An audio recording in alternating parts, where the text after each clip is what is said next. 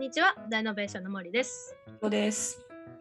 引き続きトロント大学の博士課程の大沢はてなさんに来ていただいています。よろしくお願いします。よろしくお願いします。よろしくお願いします。我々最近発見されたカンブリアの動物をいろいろ見てきたわけですけども、私たちの想像力だけではね、もうあんなん思いつけませんからね。これで新たなポケモン、遊戯王、モンスターなんか作ってくれないかなって期待してます。モンスターのネタを提供してたんだね、古生物って。そうだよ。もう一からモンスター考えるの大変なんだからまあ参考までに。今回はこの動物たちを紹介したついでにね、カンブリア紀の動物の化石が見つかる産地の方も見ていこうじゃないかっていう動画です。最近発表された産地がいくつかあるようなので、でもシナリオライターの方も参考になるのではないでしょうか。はい、どうしてもゲームに出してほしいのね。まずカンブリア紀の地層が露出していて、そこから化石も発見されている場所って多くはないんですけど、そんなに少なくもあります。その中でも特に化石の保存状態がいい産地だとラーゲルシュテッテンって呼ばれるようになります。これはカンブリアだけじゃなくて、どの時代の地層でも保存状態のいい化石が出るところは、こう呼ばれるんですよね。この場所はめっちゃ化石が見つかるからすごいですよっていうのが一言でわかる感じですよね。モンドセレクション金賞受賞的な。そうでも軟組織とか普通なら保存されないはずの化石も、見つかるレベルっていうのが上限だから、モンドセレクションよりはちょっと審査厳しめだと思うんですけど過去に紹介したチェンジャンやバージェスもこのカンブリア紀のラーゲルシュテッテンに含まれるんですけど、最近発表された化石の中には新しい産地から見つかっているものもいるんですよ。まず近年カンブリア紀の研究で注目されてきているのが中国なんですよ。中国って恐竜とかもたくさん見つかってるし、やはり強いですね。化石も石油みたいなもんだから、やはり恵まれる国と地域がありますもんね。いや本当にそうですね。昔はバージェスが一番有名だったんですけど、最近は中国でもたくさん化石が見つかってますね。中国で有名なのはチェンジャン動物群ですね。チェンジャンってのは地名なんですか？そうですね。そこから見つかる動物たちのことをチェンジャン動物群って呼びます。バージェス動物群とは何が違うんですかね？チェンジャーの化石はバージェスよりもだいたい1500万年ぐらい前のものだと言われていて、全部で約100種類以上の生き物が見つかっています。バージェスより古い地層なんですね。はい、発見されたので有名な生き物がミロクンミンギア、ベッテリコラ、アルキギニアを含む両足動物といろんなアノマルカリスの仲間などなどです。なるほど。そんなチェンジャーに加えて、実はごく最近見つかった新しい化石の産地がありまして、それがシンジャンという産地ですね。これ見つかったの2019年なんですか？めっちゃ最近ですね。そうなんですよ。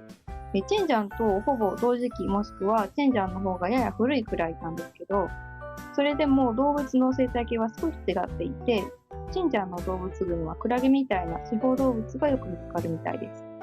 しかもこれは他のカンブリアの産地と比べて珍しいので、チンジャン動物群の特徴かもしれないです。じゃあ結構暑いですね。いやでもバージェスも負けてないんですよ、これが。バージェス動物群の産地、バージェス結岩はカナダのブリティッシュコロンビア州にある養護国立公園というところで初めて発見されました。バージェスって場所の名前じゃなくて、この辺りの地層にある結岩っていう岩の名前なんですよね。ペリペリめくれるのが特徴の岩ですね。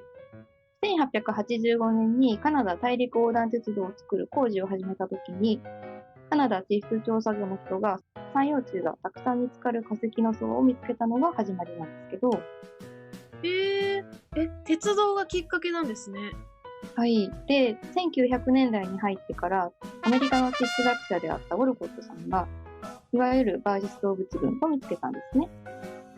それがこの、ウォルコット石切り場って書いてある産地ですか？石切り場でいいんですかこれ？ですね。英語だとクワリーって言っていて、訳すの難しいんですけど、一応本とかにもイシキリバって訳されていたので、イシキリバでいきましょう。はい。その後、カナダのロイヤルオンタリオ博物館が調査を引き継いで、今も研究が続いているっていう感じです。すごい歴史があるんですね。で、ここ最近、バーデスの中で新しい産地が見つかったんですけど、それがここ、マーブルキャニオンです。だいたいもともとあった産地から約40キロ南東に行ったところにあります。若干離れてますね。しかも、さっきの養蜂国立公園じゃなくて、クーテネイ国立公園っていうところにあるんですね。はい、そうなんです。なんでここに見つかったかというと、バージェスの生き物の化石が見つかるところって、海底街っていう海底にある急斜面の下なんですよね。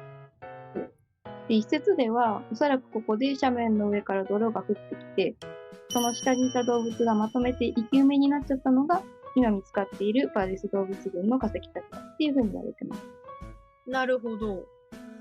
ボルコットイシキリバとかは海底外が表面に露出してるんですけど、実はこれが南東に向かってずっと続いていて、その先に実際に見つかったのがマーブルキャニオンなんです。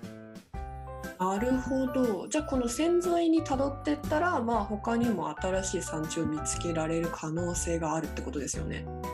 そうですね。で、マーブルキャニオンで見つかってるのは節足動物が多いんですけど、他にもいろんな動物が見つかっているので、今後の研究が期待されています。いや、期待しますよ、それは。期待しちゃう。マーブルキャニオンは比較的カンブリア紀のラーゲーシテッペの中でも若い地層です。前の動画でも紹介したカンブルラスターやエビラカリスなんかもここで見つかっています。他にもなんかいろいろ変なのが見つかるんでしょうね。実はもう見つかってるんですけど、まだ博物館の収蔵庫の中で眠っているのも山ほどあるんですよ。なるほどな。いやー、みんなバージェス研究しようぜ。もうなんか今収蔵庫で眠ってるやつとかも、こう研究されるのってもう何年後になるんですかね。どうですかね。